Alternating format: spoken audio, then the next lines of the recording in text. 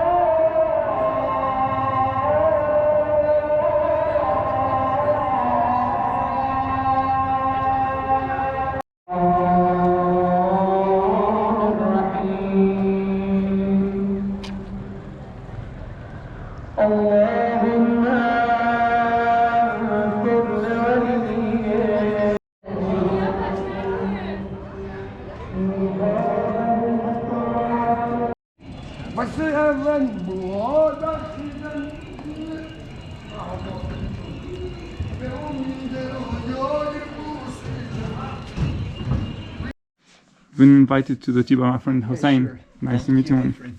This in the mouth, Exactly. and then I drink. Yeah, Alright. I did. How do you do to speak after? We don't speak. Sometimes they're quiet, like a French, you know. But French always speaking when they're having Yeah. dinner or I don't know. There's at the table. Mhm. They do books. I'll film you a little bit for my friends. Can you say Yeah, sure. hello to them? Bonjour. Yeah, great, thank you. Moi j'étais en France, pas sérieusement, moi je suis resté un mois comme ça. Tu parles très bien français. Ça va. J'ai appris la langue française avant de partir en France. Ah, Tu t'appelles comment? Rami. Rami. Mhm. Et toi? Enchanté. Parle ça. Par ça. C'est un tête Jean. Ah, merci. On essaye, on essaye. J'ai visité Paris. C'est une belle ville en fait. Mhm. Mais après il y a trop de gens. Ah, Il n'y a bon. pas. Je pense que le respect ça manque un petit peu à Paris. Beaucoup. C'est, je ressens aussi, c'est, il y a un côté déshumanisant. Les gens, ils se reconnaissent plus en tant qu'humains. C'est-à-dire que tu vis tout seul et tu fonces pour aller au travail et tu fonces pour rentrer chez toi. Et toi, ta fiancée, elle est de Lyon. Lyon. Ok, d'accord. Lyonnaise. Pas compliqué. C'est dur. Tunisienne, très dur. Moi, C'est très très dur. Inch'Allah. J'espère moi aussi me marier, Inch'Allah, avec une Tunisienne, mais c'est peut-être ça qui est bien. Hein? Elle te fasse un peu la vie dure, non? Moi j'aime bien ça, moi, qu'elle fasse un peu la vie dure.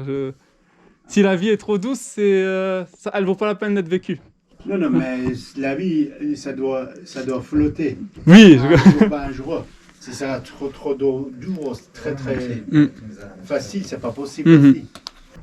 Et toi, tu voulais pas vivre en France avec elle? Moi non, franchement. Moi je préfère mon pays. J'adore mon pays. C'est normal. Malgré qu'on a plein de problèmes, mais ça va, je m'en C'est fous. normal, ça reste toujours ton pays. Oui. Moi, j'aimerais tellement vivre en Tunisie, moi, si je pouvais. Mais... Ouais. C'est que du tapis traditionnel, ça. Hein? En fait, ce sont les tapis iraniens. Mhm.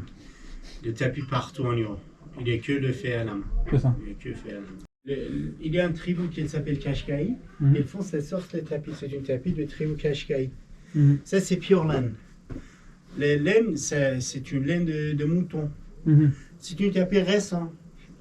Je te dis récent parce qu'on a les tapis anciens aussi. Ici, on a les tapis qui s'est fabriqué il y a 40, 50 ans avant. Mais il habite entre Ispahan et Shiraz, sud du Ispahan, nord de Shiraz. Il y a un tribu Kashkari qui font cette sorte de tapis. Un tapis dans cette taille, ça fait 2 ou 3 mois de travail pour un artiste.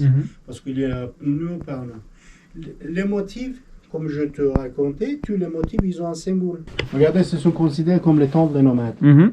Tu as vu, ici, ce sont les étoiles. Les étoiles, symbole de lumière chez les nomades. D'accord. Ici, tu peux trouver un petit des animaux, parce que dans le jardin, comme les nomades, ils habitent, ils ont un jardin, ils ont plein des animaux. Par exemple, ça, c'est considéré comme les chèvres. Les chèvres, c'est symbole de richesse. D'accord. Ça, c'est les montagnes que les nomades vivent à côté. Regardez, ça, c'est considéré comme les rivières ou de l'eau qui s'est connectée avec les tentes des nomades. Et c'est, regarde, au lieu de couleurs, au lieu de pigments, regarde, cette couleur-là rouge, ça vient des pois, des grenades. D'accord. Ça, c'est les blancs, ça vient de moutons blancs. Après, on a les couleurs bleues, ça vient de indigo. On a les verts, ça vient de pistache. Et ça, c'était teinté avec des curcuma. Tu sais, les couleurs jaunes comme ça, c'est teinté avec des curcuma.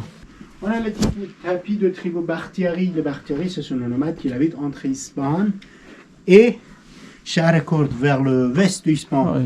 Après, ils font ces sortes de tapis avec les 4 motifs, on dit 4 saisons ou 4 jardins. D'accord. Chaque carré, c'est une représentation d'une saison. Ça s'équilibre avec le travail de broderie. Et c'est fait avec quelle matière? C'est fait avec la laine aussi? Laine, oui, toujours, c'est laine, mais Mais pas de la même façon, parce que oui. les motifs, en fait, les fabrications, c'est pas les mêmes. Les nomades, pour transporter les affaires, ils utilisent un truc comme ça qui s'appelle sac. Ça, avant, c'était un sac mais sur un dromadaire. Ça, c'est une tapis de tribu turkmène. Dans le nord d'en Iran, il y a les autres tribus, ils s'appellent turkmènes. Les turkmènes, ils font ça sur ce tapis. Ça, c'est en laine. C'est très, très fin aussi. Il y a plein de travail, il y a plein de boulot. Tu sais, ça, ce sont les tapis au kilim des nomades. Après, on a les tapis de ville, comme celui-là. Celui-là, c'est une tapis de la ville de Naïn. Naïn, il y a une petite ville sur le chemin de Yazd. Il y a 3 différents matériaux, laine, coton et soie. Wow. La chaîne, c'est en coton, et après, il y a laine et soie aussi. Celui-là, c'est une tapis magnifique. typiquement du Ispahan. Hein? Dans un ton vert. Regarde. C'est très joli. Incroyable. Laine et soie mélange, c'est une tapis typiquement du Ispahan. Ça aussi, c'est une tapis typiquement du Ispahan, avec les motifs, les fleurs et les animaux qu'on peut trouver. On a les tapis en soie comme ça c'est pure soie, 100% soie. Touchez-toi s'il te plaît, c'est très très doux. Ah oui. C'est très doux, c'est une tapis en soie. Je suis comme un enfant parce que j'ai membre de ma famille, du côté de ma mère, mes tantes, elles travaillaient justement, elles faisaient des tapis en Tunisie.